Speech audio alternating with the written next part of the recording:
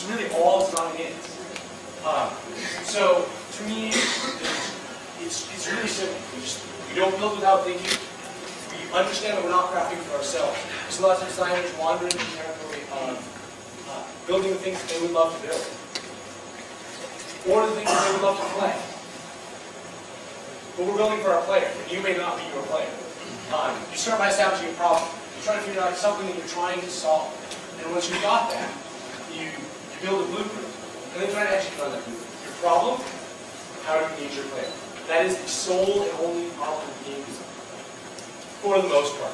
You may have other challenges. You may, on occasion, be how do I trick the player into giving me as much money as humanly possible?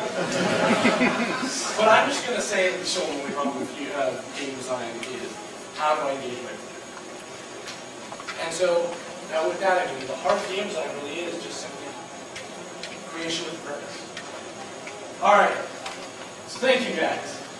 I'd love to have Q&A, or if you guys wanted, since I did say we can talk more about tests. If anyone's interested in tests, I can also give a spontaneous, on-the-fly mini lecture about tests.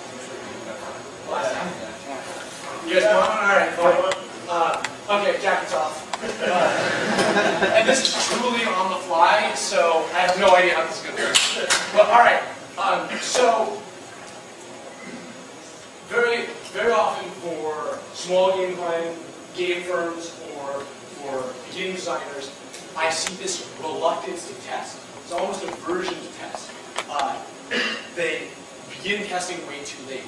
I very often hear, oh, my players, they're just not going to get it because we're not done enough. Or I hear, well, I'm just going to get all the complaints that I already know of.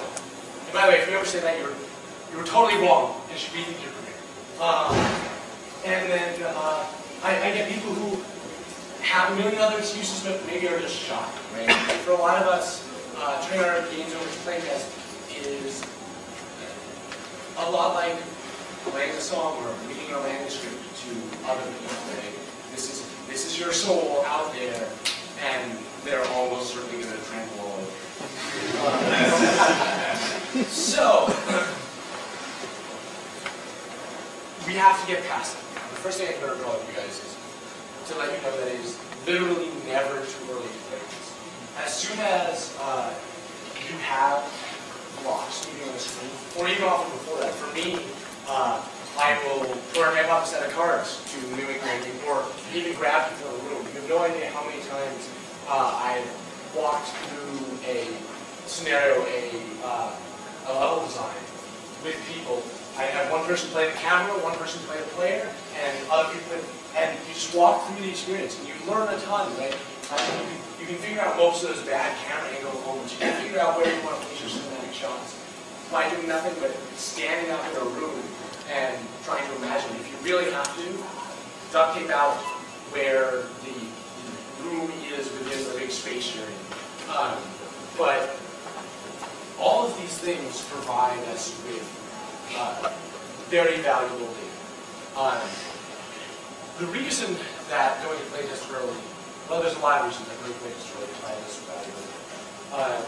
As one of the common complaints is that people say, well, my players are only going to tell me the things that I already know. Because, man, I know that a lot's broken. I mean, I know that it's just a shooter and our shooting system isn't in yet, so I'm probably going to complain about that. And why don't we just keep building?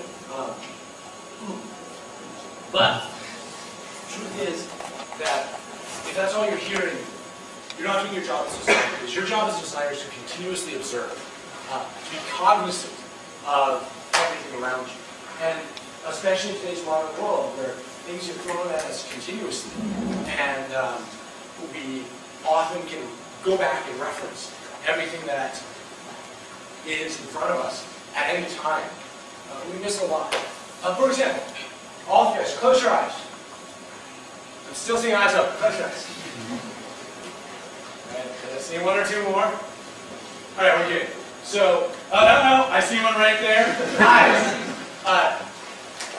So, what's the person next to you wearing? I'm seeing a bunch of you smile. T-shirt. Well, Most of us. Oh man, I know the truth here. So this is actually a hard thing, right? But it shows us, it's just a demonstration of how often, how surface level we observe most of the time. As game designers, you have to get past that. Part of your training is training yourself to observe more deeply. When people give you their feedback on your game, no matter how early, they're telling you what's important. So the order they give you their feedback is critical, right? This is going to tell you a bunch of stuff. This is going to tell you what's most important to them. This is going to tell you where they encounter these problems in your game. You're going to learn what you actually have to fix when and when you have to address it. Because as we all know, we never want to front load a tutorial. So we should find a place where it's going to come up and we're going to actually challenge it rather than try and solve them all at once.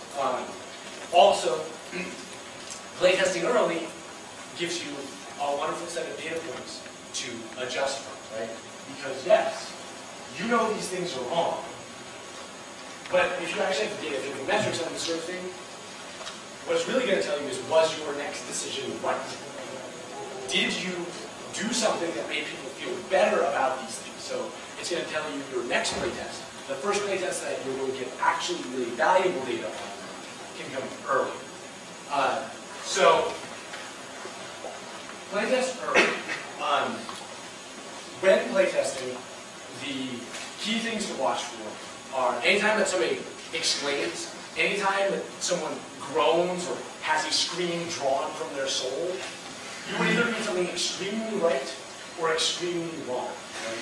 Right? And so just be aware of those moments. Listen carefully. Another thing to do is watch where they're looking.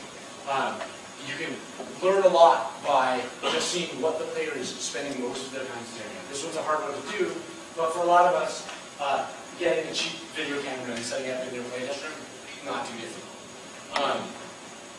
Also, I see lots of small companies, especially, try to talk to or interview each of the person who playtests. This is great. What we really want is you really want to give everybody a survey. There's an easy way to set one up on Google Docs, right? Set up a survey for your players. Set up a survey with raw numerical values. These are easy for you to plot and inarguable. There's no way to misinterpret these things later on. They allow you to have a completely unbiased player because the player doesn't have to talk to you. If you leave some space for comments at the end, you'll still get all the feedback that you would otherwise. It also lets you test with a bunch of people at once, which is much more valuable than trying to go and talk to everybody, because also there's this incredible thing about the power of the pen. When you're taking feedback from your playtesters, which you should do, just understand that you're biased, and you're going to write down things that fit with your biases. Very often as designers, it's very easy for us to, especially early on when we hear, when we feel like we know what's wrong with our game, to write down our players as telling us the things that we know are wrong with our game, rather than things which might be subtly different. Also in playtesting, a hugely important one is that we as a species have this urge, we have this innate drive to jump to an answer. And so very often you'll get the player telling you things like, there weren't enough power-ups on level 2. Well, that's an answer. What you really want to dig down with them when you do talk to them is to find out why. What was really making them feel this way? Because the answer may be, my main gun just doesn't feel powerful, right? And the solution to that is something totally different from the solution your playtesters gave you.